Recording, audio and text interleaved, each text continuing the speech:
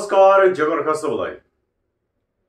र आज राम्रो भयो त नि जमघट भागो प्रमो अनि गोरा मोमोको।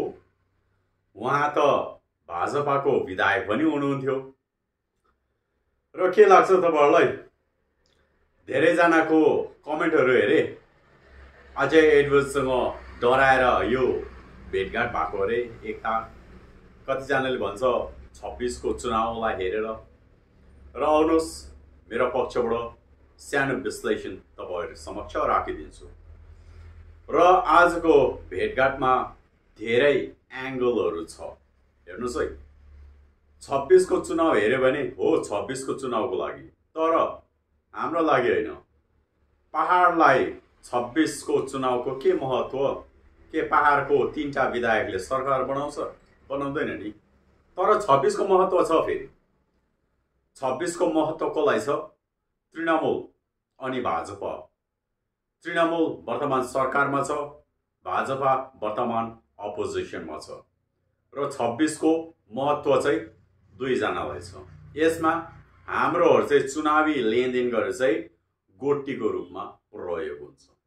हेर्नुस् है, अनि आज यो पुरस्कारको माध्यमबाट सुभाष घिसिङको नामलाई जगाएर भागो प्रमो अनि गोरा मोमोको पिछेबाट भाजपा किन साँठगाँठ हुँदैछ? यो त वास्तवमा भन्नुपर्ने त 26 को लागि तृणमूल सरकारको चिन्ताको विषय हो त। किन? हेर्नुस् है, वास्तवमा यो सब खेल केन्द्र सरकारको हो।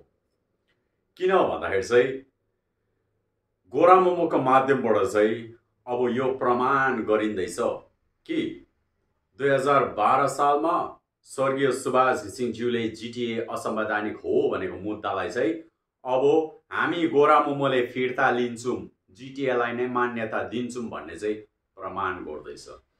किन भन्दाखेरि चाहिँ आजको दिनसम्म यो मुद्दालाई ढाकछोप राजनैतिक रूपबाट नै हुँदैछ। सुनवाई भएको छैन। जिटिए असंवैधानिक हो भन्ने केसमा केन्द्र सरकारले कबुल गरेको छ, हो असंवैधानिक हो। तर त्यो जिटिए उडाउँदा एउटा भ्याक्युम क्रिएट हुन्छ, के गर्नु भनेर बनेको छ। त्यसमा त्यसताक जिटिए हस्ताक्षर गर्ने गोजा मोमोले त झन् जिटिए को लागि चाहिँ संविधान संशोधन गर्नु पर्दैन, हामी त्यतिकै चलाउँछौं भनेको छ। हेर्नुस् है, को मुसेको छ यहाँनिर। आज कसै पनि चोखो छैन जसले जिटिए भित्रायो, जुन सरकारले जिटिए यहाँ खनायो, जसले आन्दोलन बिथोलेर जिटिए थाम्यो, जो चुनावमा होमियो, अहिले जुन पार्टीहरू जिटिए को कुर्सीको लागि तान हारलोस हुँदैछ, मेलमिलाप हुँदैछ, सबै समावेश छ अनि दोषी छ। अब हेर्नुस् आउँदो दिनमा के हुन्छ। यो दोष देखाउँदा पनि अब केन्द्रको राजनीति के छ? केन्द्रको राजनीति एक तीर से दो निशानी छ। म जस्तो धेरैजना छ, जस्तै कर्सियङको एकजना दाजु हुनुहुन्छ फेसबुकमै, तामाङ फुर्बा भन्ने दाजु हुनुहुन्छ। फेसबुकको चाहिँ तामाङ फुर्बा नाम हो। उहाँले पनि धेरै जागरुक गराउनु हुँदैछ जनतालाई। सदनको प्रक्रिया यस्तो हो, हाम्रो क्षेत्रीय मुद्दा यस्तो हो, क्षेत्रीय मुद्दाको लागि क्षेत्रीय सांसद चाहिन्छ, सदनभित्र बिल पेश गर्नुपर्छ, 2/3 मेजोरिटी चाहिन्छ, बिल पास भएर रुल कानुन भएपछि मात्रै हामीले न्याय पाउँछ भनेर चाहिँ यसरी पुरा जगाउँदा अब पहाडको नेतृत्व अनि केन्द्र सरकार राज्य सरकारहरूलाई अब जनता समक्ष ढाँट्नु साह्रो पर्छ। हेर्नुस् है, यथार्थ हो यो। केन्द्र सरकारहरूले बुझिसकेको छ। अनि केन्द्र सरकारले अब गर्ने के? 26 मा पनि चुनाव जितेर बंगालमा सरकार बसाउने ठुलो कोसिस छ भाजपाको। अनि त्यो सँगसँगै यताको क्षेत्रीय मुद्दालाई पनि समाधान गर्ने एकदम उनीहरूलाई बाध्यता छ। चारपट्टिबाट बहुत साल भयो भारत सरकारले यहाँनिर झुटको राजनीति गरेर हामीलाई थिचोमिचो गरेको, असंवैधानिक व्यवस्थामै लट्टाइरहेको। र केन्द्र सरकारले अब के गर्ने सम्भावना छ? हेर्नुस् है, सम्भावना यसपालि मनसुन सेसनमा राजु विष्टको माध्यमबाट एउटा विधायक ल्याउने सम्भावना छ, जसमा त्यही गोर्खाल्यान्ड होइन डिजिएचसी को नाम चेन्ज गरेर चाहिँ संविधानभित्र संशोधन गरेर जिटिए को नाम हालेर चाहिँ जिटिए लाई संवैधानिक ढाँचामा परिणत गर्नेवाला छ। सुन्नुहोस् है, त्यो गर्दा के हुन्छ?